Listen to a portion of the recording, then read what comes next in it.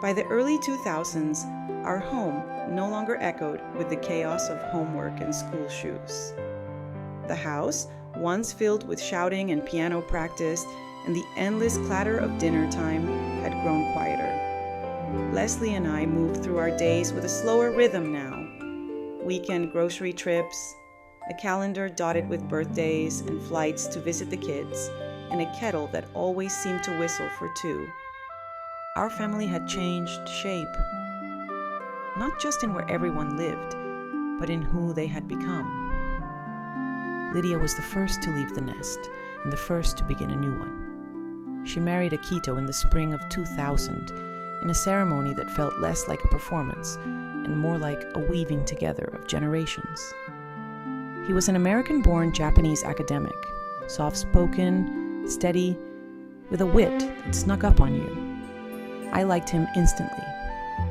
So did Leslie, who always appreciated a man who listened more than he spoke. Their wedding was a beautiful merging of traditions. There were mochi plates next to mooncakes, kimonos beside cheongsams. Lydia had insisted on folding 1,000 paper cranes, and she hung them herself from the rafters in the reception hall.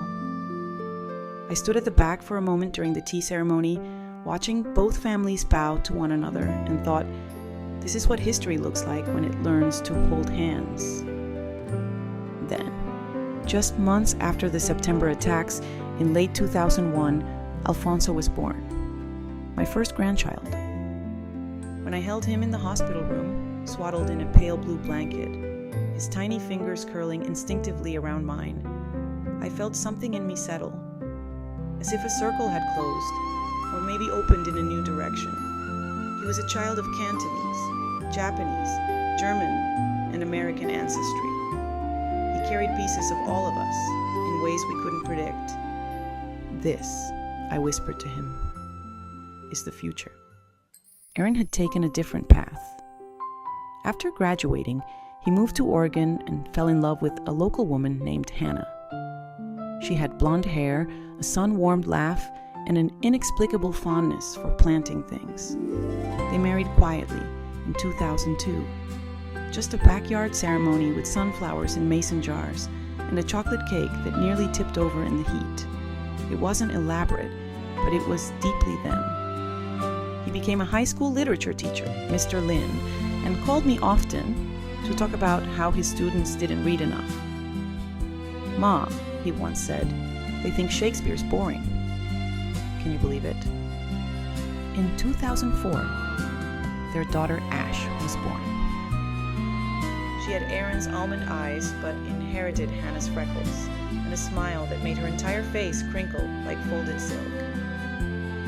When she first called me Paw Ellen in her wobbly toddler voice, I laughed out loud. Then I cried, wiping my eyes quickly so no one would notice.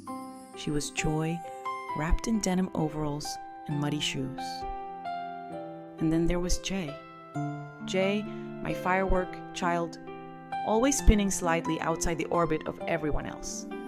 She carved her own path, fierce, bright, and unapologetically hers. She came out to us not with hesitation, but with certainty, as if she'd always known and simply waited for us to catch up.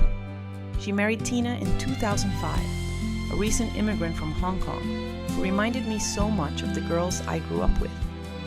Sharp-edged, quick-tongued, and full of stories. They didn't have children, but they had something just as rich.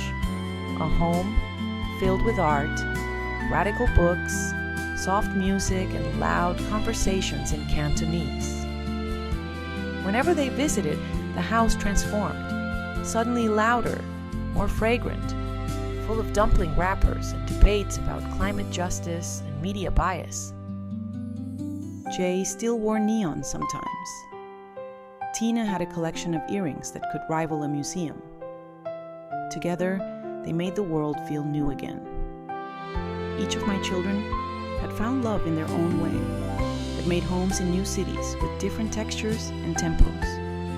And I, once the girl caught between languages, was now the grandmother floating gently between generations, absorbing, blessing, and occasionally offering to pay for takeout.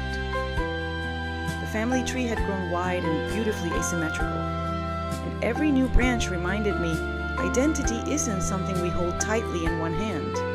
It's something we pass forward again and again.